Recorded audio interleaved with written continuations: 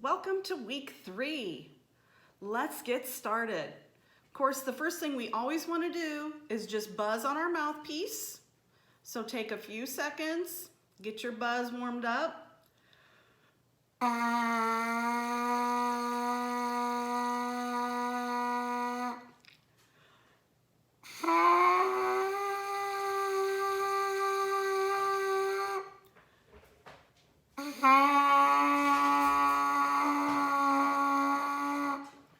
Remember, we're striving to get some different pitches on just our mouthpiece, changing the way we are smiling, pulling our corners back, and our airflow. Okay, now we're ready to put it in our trumpet. Little twist. Something I noticed on some videos this week, we want to make sure that even though we're moving on to different skills, we're remembering things that we've already learned. Some of us were not holding our instruments correctly. Remember that it's the fingertips that are on the buttons, and only our fingertips are touching the trumpet. And that when we practice with it straight out in front of us. Some of you're trying to do with your cameras on the floor. That doesn't work, okay? Make sure your camera's on a surface that where it can get a straight on picture of you holding your instrument correctly. We're gonna do our long tones. I'm just gonna do a couple of them with you like we did in week 2. So I'm gonna do my C.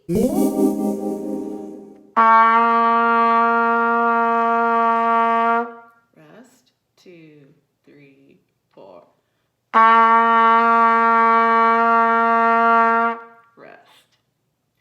And remember, our trumpet stays at our face the whole time we're playing each of these exercises. Okay, I'm going to do my G, number 1 in your book.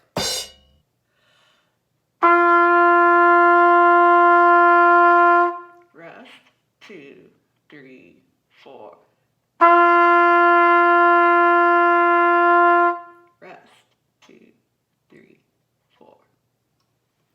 Now's a good time to pause your video, and I want you to go through our odd exercises like we did last week. 1, 3, 5, 7, and 9. Those are long tone exercises. We're going to use those weekly to get ourselves warmed up.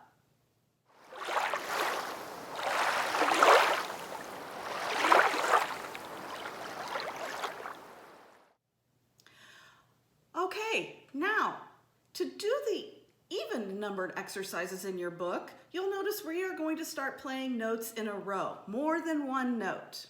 In order to do that, we have to do something called tonguing. And you may have gotten to this in recorders last year, you may not have with us having to go remote. But when you play notes in a row, we tongue.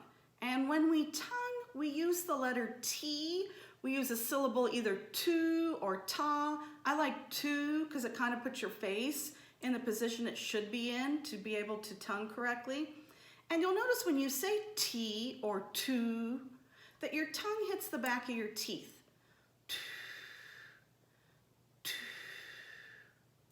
I'm not changing anything I'm doing with my air. My air keeps moving. My tongue just comes out and interrupts the air by hitting the teeth. So if I blow normally at my hand, the air kept going. Now I'm going to tongue and I'm going to interrupt that with my T sound.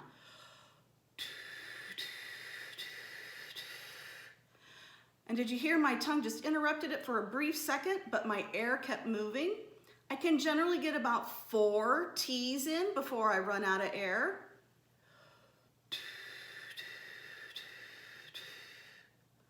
And I'm out of air. My tongue comes out and interrupts. Try with me.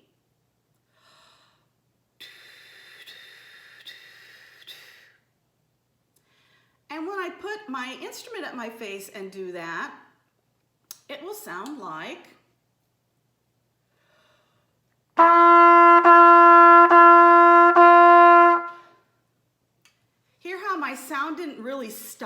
it just had a little brief interruption with my tongue hitting my teeth. Try that with me. You can do it on any note. Ready? Go.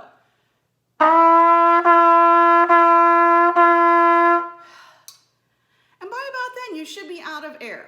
If you find that you're not out of air or you hear silence between your notes, that means you're stopping your air. I'll demonstrate that for you.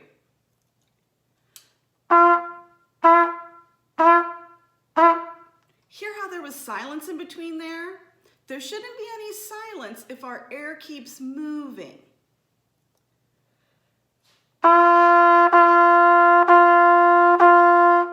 There's just that brief interruption where you hear that sound. Okay, now that we kind of have the idea of that, and it's going to take a while to get the idea of that. None of this comes instantaneously. It's just like anything, basketball, baseball. You have to practice at it. You have to keep trying. So as we're practicing these this week, make sure you're getting 2 to 3 days of practicing these before you try to record them and put them on Flipgrid. I shouldn't see any recordings on Flipgrid until Wednesday night, Thursday. Give yourself a chance to practice these. And remember, when you're practicing these, we want to be sitting in a chair or standing very still. We don't want to be moving around. We want to make sure that we're holding our instrument correctly. It's straight out from our face. We play the whole exercise without any movement, and our fingers sit right on the buttons when they're not used. Some of us were also confused. When you press down the first valve, when it colors in number 1, remember that's the one that's closest to your face. 1 is a very popular valve to be using, okay? 3, the one that's furthest away, we don't use that very often. If that helps you remember, you're going to be using pointer finger and middle finger a lot, okay? Okay, let's look at number 2 in your book. They want us to play 4 G quarter notes, and if you remember, quarter notes get 1 count, and then they want us to rest for 4 counts. Those are quarter rests. So we will play G, G, G, G, rest, rest, rest, rest. G, G, G, G, rest, rest, rest, rest. And that's all of number 2. Play along with me, number 2. Remember, for our G, we need a little tighter smile, a little faster air, and a little faster buzz. Here we go. Let's play number 2 using our T sound.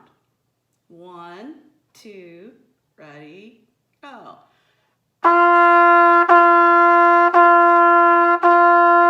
Rest, rest, rest, rest.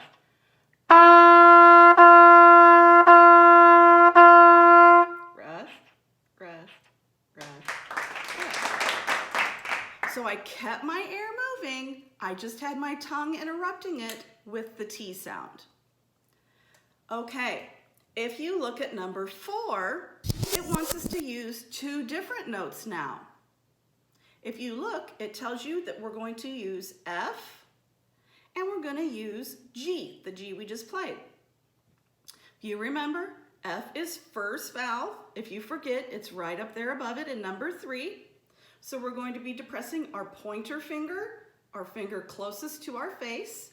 We're going to play 4 Fs, rest for 4 counts, and then play 4 Gs. You should use that rest time to get your fingers moved for your next note. I'll demonstrate. I'm starting with my F, first valve.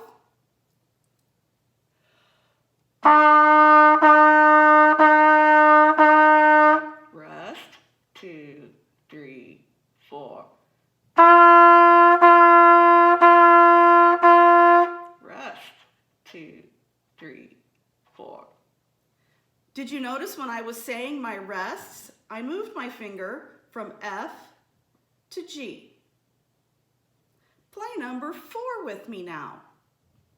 Starting on our F, our first valve is down, our pointer finger is down, our other 2 fingers are sitting right on the buttons.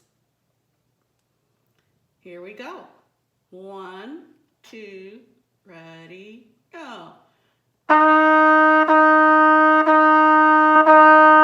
Rest, 2, 3, 4. Rest, 2, 3. Did you remember to let go during the rest so we could play our G?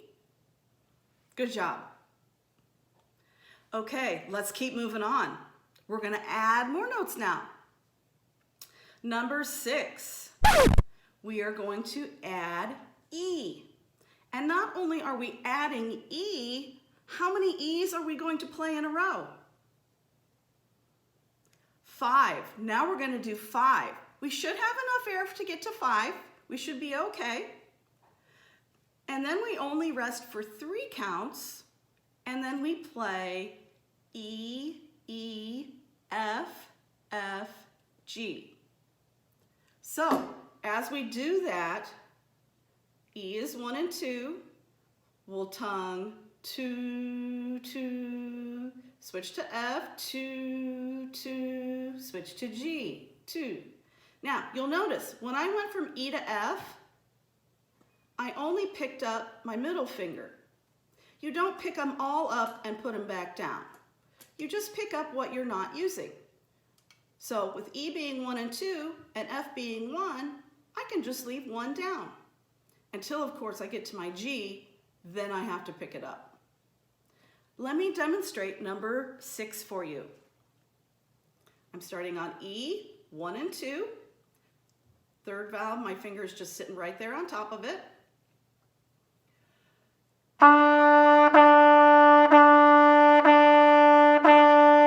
Rest, rest, rest.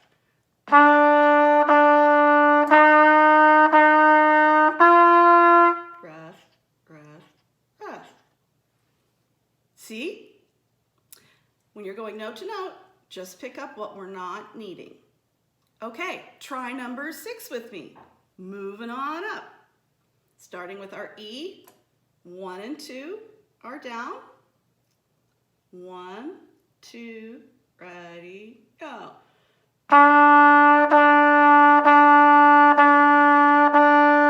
Rest, rest, rest.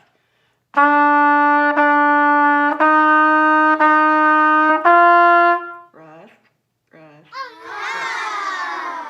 Yeah, the more we add notes, probably the longer you're going to need to practice these.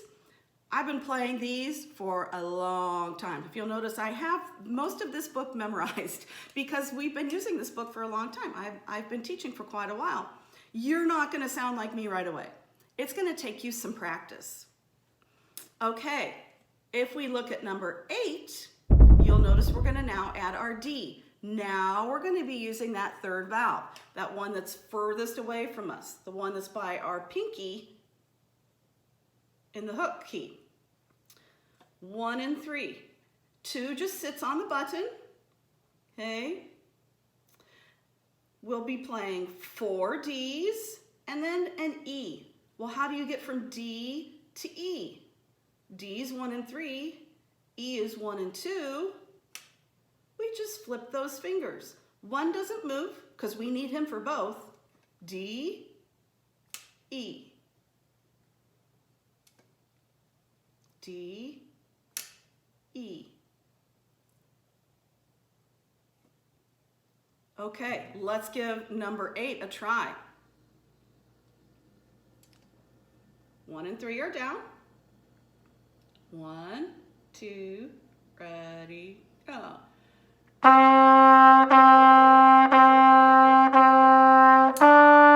Rest, rest, rest.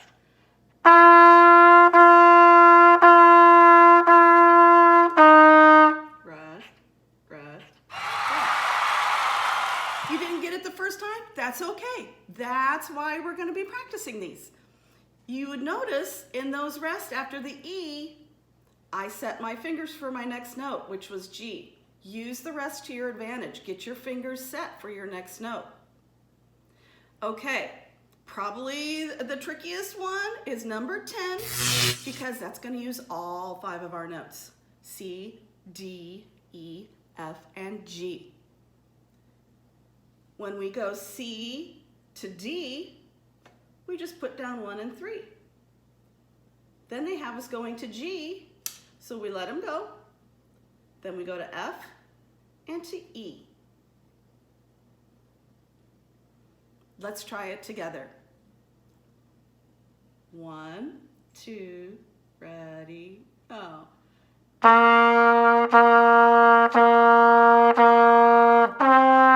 Rest, rest, rest.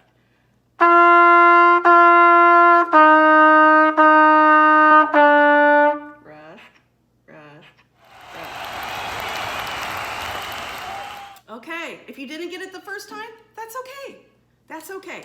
We're going to be practicing this week those even numbered exercises. 2, 4, 6, 8, and 10.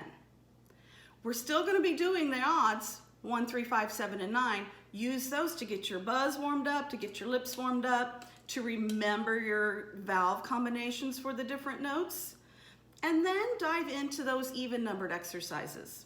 Like I said, you're probably not going to get them the first time, some of them. You're going to have to practice them. Because when we add more notes, that's more things to think about, isn't it? One main thing I want you to remember is we're always holding our instrument correctly when we're practicing. We're either standing up straight and still, or we're sitting in a chair and still. And when you're doing your recordings for me or your other teachers, make sure your camera is facing right at you, just like mine is right now. Not on the floor, not off to the side. We want to be able to see you and give you good feedback, and we can only do that if your camera is set well and that you're holding your instrument correctly. Okay, good luck on numbers 1 through 10 this week.